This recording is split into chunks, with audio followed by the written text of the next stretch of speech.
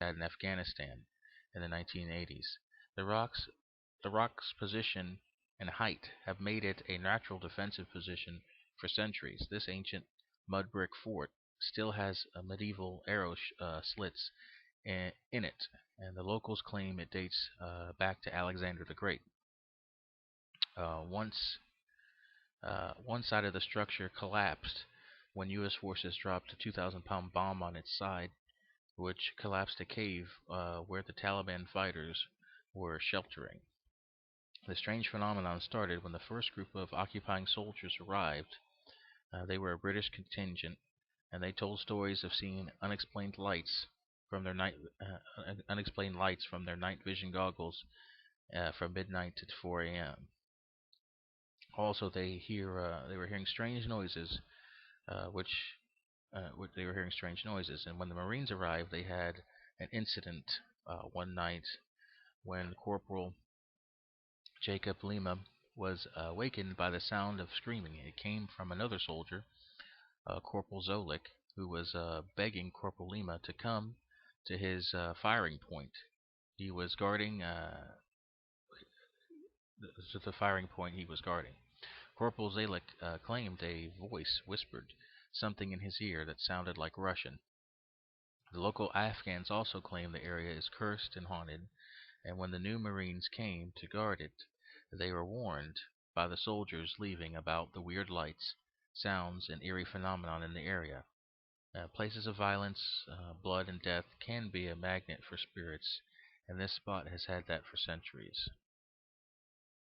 Late last year, the President Obama signed an executive order that exempts Interpol, the International Police Agency, from compliance with the Freedom of Information Act and other U.S. laws, placing the organization above American scrutiny. These, their property, assets, and records uh, cannot be searched or seized by the U.S. authorities, and they no longer have to comply with Freedom of Information Act, uh, which grants citizens the right to see government files. Interpol has its central offices in the U.S. Justice Department, with American law enforcement officials working for Interpol. This order has now created an untouchable database of files and information in the Justice Department. Why would Obama do this? Is it because he wants to subjugate the U.S. to international law? Or is it because Interpol may have files on his birth status or his associates? Maybe it's a bit of both.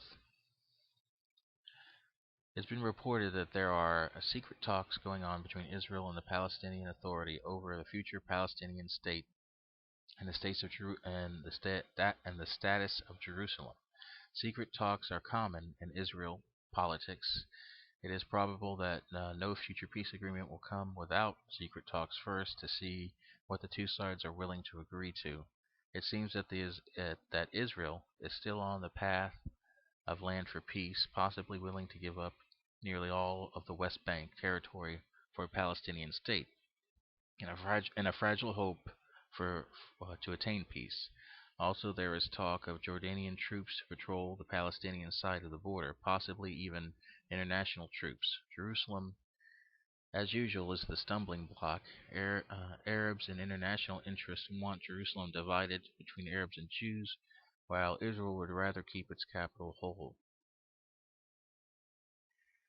Conspiracy theories over the years have suggested that governments or companies or people have been covering up new ways to produce energy and keeping us dependent on oil, gas, and coal.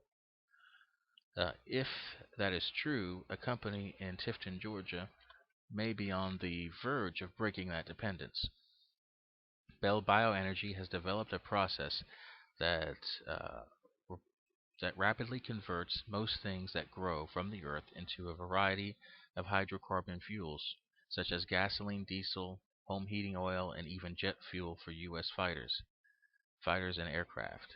J.C. Bell, the founder of the project, stated, "If we can produce this fuel on a mass scale, it would be the greatest sea change in our history for the country." He also states that This process could replace at least one-third of the of the U.S.'s daily energy needs. This process involves genetically manipulated natural bacteria that consume biomass to a more faster and efficient have them consume biomass at a faster, more efficient rate, breaking down waste material from crops not into usable energy. Bell is looking to put a new factory and facility in California in San Joaquin Valley, which produces large amounts of fruits, nuts, and vegetables, and take the agricultural waste to produce fuel. In the past, we have seen new processes for producing fuel, and every time they never seem to get on a major scale, like a company that could convert animal material into oil, and a discovery of a new cheap method of making hydrogen gas from water.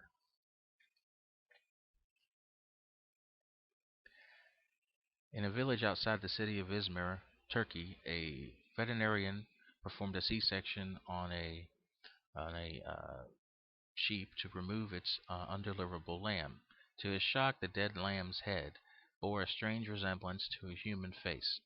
The eyes, nose, and mouth were human-like, and only the ears were that of a sheep.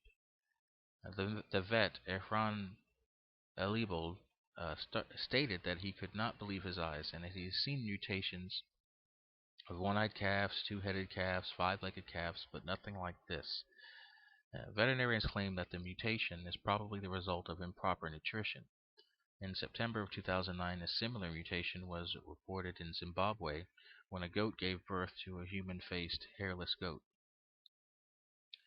And in myths and legends and apocryphal books of the Bible, there is mention of human and animal hybrids. This was the handiwork of the fallen angels who came down to Mount Hermon in the days before the flood and possibly replicated after the flood.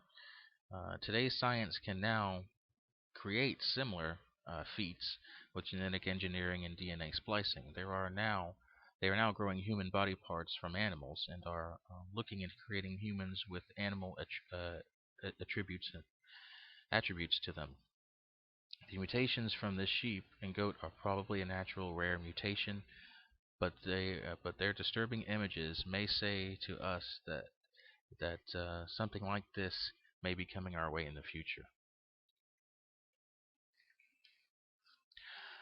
On October 27th of 2009, a local governor of northern Colombia banned Christianity on a reservation for the Kyoji tribe, an indigenous tribe from the area. Governor Jose Lemas reportedly wants the tribe to keep its traditions and tribal religion.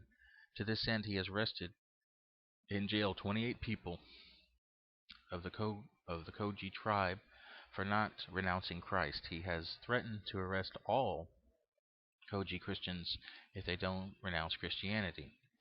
That would be over 100 Christians. He's also refused to allow the Christians to move elsewhere and practice their faith.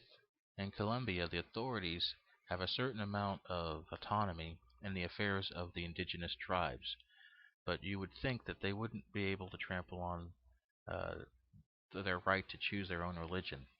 These events seem shocking to Christians living in the U.S., where, generally speaking, people don't get arrested for being a Christian, but throughout the world, Christians are being jailed, tortured, and killed for their beliefs, and during the tribulation, it will happen on a greater scale. And thank you for your interest in the show, and may God bless and keep you. The Revelation 13 podcast is hosted by Mike Hopwood and is a podcast dedicated to the study of end-time events, news events, and ancient mysteries.